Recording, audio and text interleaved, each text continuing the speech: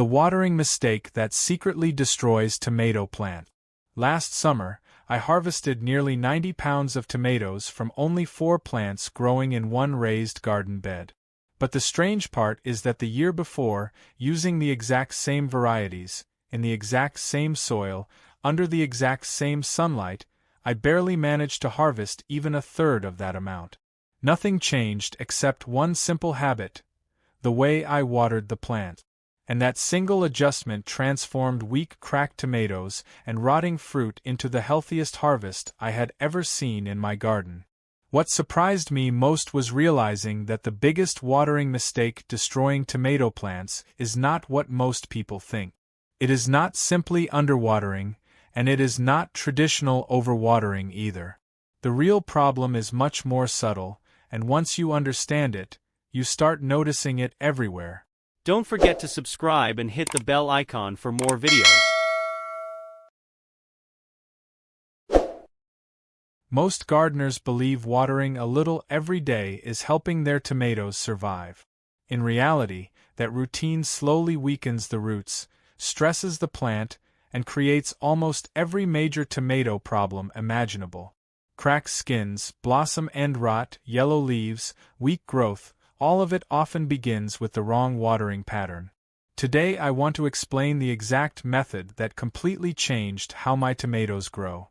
The timing, the depth, and the rhythm of watering matter far more than most people realize. And near the end, I'll also share an old gardening trick I learned from a market grower years ago: a buried bottle system that slowly feeds water deep underground directly to the roots while the plant rests overnight. It costs almost nothing, works in raised beds and containers, and quietly improves plant health without daily effort. Why most tomato plants fail without gardeners realizing it. But honestly, I did not learn this from a gardening book or a perfect online tutorial. I learned it from years of frustration and failure. For more than a decade, I watered my tomatoes the same way almost everyone around me did. Every evening after dinner, I would grab the hose, soak the surface around each plant for a minute or two, and feel satisfied that I had done my job. The leaves stayed green at first, the topsoil looked damp, and everything appeared healthy from the outside. Yet by the middle of every summer, the same problems returned. Large tomatoes would suddenly split open after hot days. Dark rotten patches formed underneath the fruit. Leaves slowly turned yellow and weak. Some plants exploded with flowers early in the season and then seemed exhausted only weeks later. I blamed the weather. I blamed fertilizer. I blamed the seed varieties. I even bought calcium products and garden sprays hoping something would solve it. But no matter what I tried, the problems always came back. Then one summer, I came across research discussing how tomato roots actually grow underground and how the plant naturally searches for water. That information completely changed the way I understood watering. And if you have been watering your tomatoes the same way I used to, you should know this clearly. You are not a bad gardener. You are simply following advice that most people repeat without understanding how tomato plants truly behave. Here is the hidden part very few gardeners talk about. A healthy mature tomato plant is capable of sending roots several feet deep into the soil. Tomatoes are not delicate surface plants. They evolved in dry environments where survival depended on searching deep underground for stable moisture. Their entire root system is designed to become powerful, deep, and drought-resistant when trained correctly. But when small amounts of water are sprinkled on the surface every single evening, the roots adapt in the wrong way. Instead of growing downward, they stay crowded near the top few inches of soil where the moisture always appears first. And shallow roots create weak plants. They dry out quickly under heat, struggle to absorb nutrients properly, and force the plant into constant stress cycles. One moment the soil is soaking wet, and hours later the surface becomes dry again under the afternoon sun. That repeated wet-to-dry swing quietly damages the entire system. This is why so many tomato issues seem mysterious. Blossom end rot is usually not caused by missing calcium in the soil itself. Most of the time, the plant simply cannot move calcium consistently because moisture levels keep changing too rapidly. Tomato cracking happens for the same reason. During dry periods, fruit growth slows down.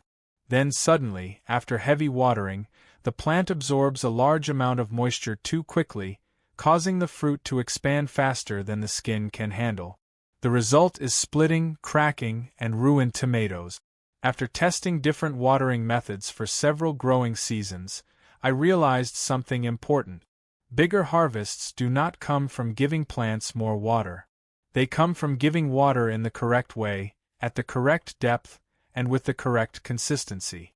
Once that idea finally clicked in my mind, every other part of tomato care started making sense. And before you even think about grabbing a hose again, there is one thing you absolutely need to understand first. Most people are not actually checking what the plant needs. They are only reacting to what the soil surface looks like. The simple soil test most gardeners ignore. One of the biggest mistakes tomato growers make is judging moisture by looking only at the top layer of soil. The surface dries out extremely fast under direct sunlight, even when the deeper root zone still contains plenty of moisture. That is why the first habit you need to build is learning how to actually check the soil correctly instead of guessing. Push your finger into the soil a few inches away from the main stem and go as deep as possible, ideally several inches down. If the soil feels cool and lightly moist, similar to a damp sponge, the plant does not need water yet. But if the soil feels dry, loose, and dusty deep below the surface, then it is finally time to water. And if the soil feels muddy or overly soaked, that means the roots are already sitting in too much moisture and need time to breathe again. This small habit changes everything because tomatoes do not care about how wet the surface looks.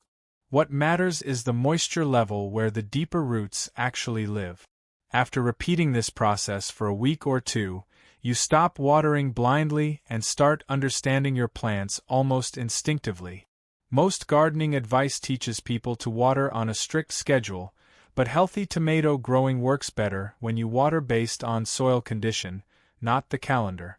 Deep watering creates stronger tomato plant. Now comes the most important shift of all. Stop giving tomato plants tiny amounts of water every single day. Instead, water deeply and less often. This is the exact change that transformed my harvest. During the peak of summer, a mature tomato plant needs a long deep soak directly at the base every few days rather than quick daily splashes. Deep watering pushes moisture far underground where the strongest roots can access it. Then, as the upper soil slowly dries out, the roots naturally grow deeper searching for that moisture. This trains the plant to become stronger, tougher during heat, and far more resistant to drought stress. The method itself is surprisingly simple.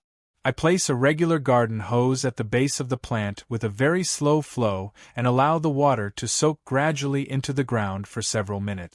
Slow watering matters because it gives the soil enough time to absorb moisture deeply instead of letting it run across the surface. If you already use drip irrigation or a soaker hose, even better. The key is making sure the water reaches the soil and not the leaves. And that part matters more than most people realize.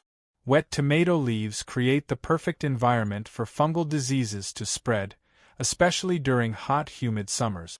Many gardeners unknowingly damage healthy plants simply by spraying water across the foliage.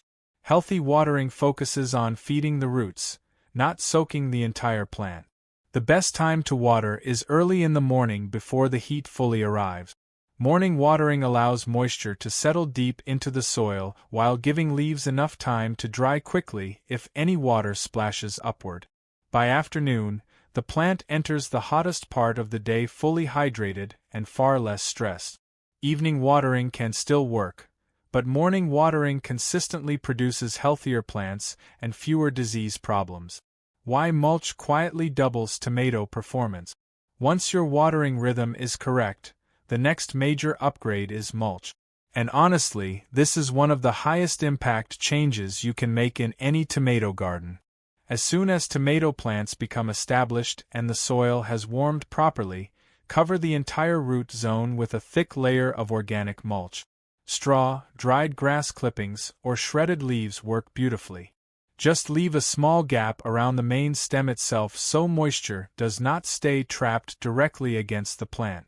What mulch does underground is almost unbelievable. It dramatically slows evaporation, meaning the soil stays moist far longer between waterings. It keeps root temperatures cooler during brutal summer heat, protects soil biology, suppresses weeds, and slowly improves soil quality as it breaks down naturally over time. I have grown tomatoes side by side using identical conditions except for mulch, and the difference was impossible to ignore. The mulched plants needed far less water, stayed healthier during heat waves, and consistently produced more fruit. Without mulch, the soil dries rapidly and roots experience constant stress. With mulch, moisture remains stable and the plant grows with far less effort. But timing still matters. In cooler climates, applying mulch too early can trap cold temperatures in the soil and slow root growth. Warmer regions benefit from mulching much earlier because the main goal becomes protecting roots from overheating during summer. Adjusting watering as the season changes. One thing many gardeners overlook is that tomato plants do not need the same watering routine during every stage of growth. Young transplants and fully mature fruiting plants behave completely differently underground. During the first few weeks after transplanting, the root system is still small and shallow, so watering needs to happen more frequently while the plant establishes itself. But as the weeks pass and roots expand deeper into the soil, the watering schedule should gradually spread out. Mature plants carrying heavy fruit perform best when watered deeply but less often, allowing the roots to stay strong and stable deep underground. This is where many people accidentally weaken their plant. They continue treating fully mature tomatoes like fragile seedlings. But large healthy tomato plants are designed to search deeply for water if you train them correctly. Once you understand that, everything about watering starts making sense, and the plant becomes dramatically more productive with far less stress throughout the growing season. Reading the plant plus fixing common watering mistake. When temperatures rise above 90 degrees Fahrenheit for several days, tomato plants naturally lose more water through their leaves. In such conditions, you may need to water slightly more often, sometimes every 2 days, but the key rule never changes. Keep the watering deep and consistent. Do not go back to small daily sips, because that habit weakens the root system again and reverses all progress. After heavy rainfall, many gardeners make a critical mistake by still watering on schedule. In reality, you should always pause and check the soil first using the finger test. Extra watering after rain is one of the most common reasons tomato roots become waterlogged and begin to rot from below. The soil itself, not the calendar, should always decide when watering is needed. As tomatoes enter the ripening stage in late summer, experienced growers often slightly reduce water intake. This controlled reduction helps the plant concentrate sugars in the fruit, leading to richer flavor, firmer texture, and better taste. However, this must be done carefully. If water is reduced too aggressively, the plant becomes stressed, and that stress leads to cracking and uneven fruit development. The goal is not dryness, but controlled balance. At this stage, learning to observe the plant becomes just as important as watering technique. A healthy tomato plant has firm, deep green leaves that stand strong in the morning. A slight droop in the afternoon heat is completely normal, especially in very hot weather, because the plant temporarily conserves moisture. As long as it recovers by evening, there is no problem. The real warning sign appears in the morning. If the plant is still wilted early in the day when temperatures are low, it means the soil moisture is not enough and the plant is running on empty. That is the moment for a deep, proper watering. On the other hand, if lower leaves start turning yellow while the soil remains consistently wet, it is a clear sign of overwatering and poor drainage. In that case, the soil needs time to dry before the next irrigation. Another common symptom is leaf curling. Many gardeners panic when they see this, but it is not always disease. It can be caused by heat stress or inconsistent watering cycles. That is why checking soil moisture is always more reliable than reacting emotionally to plant appearance. Across almost every garden, a few damaging habits repeat again and again. One of the biggest is the daily light watering routine. It feels helpful, but it trains roots to stay shallow near the surface, making the plant weak and dependent. The correction is simple. Water deeply a few times a week instead, allowing roots to grow downward and become stronger. Another major issue is overhead watering. Spraying leaves and fruit may look harmless, but it creates the perfect environment for fungal diseases to spread rapidly.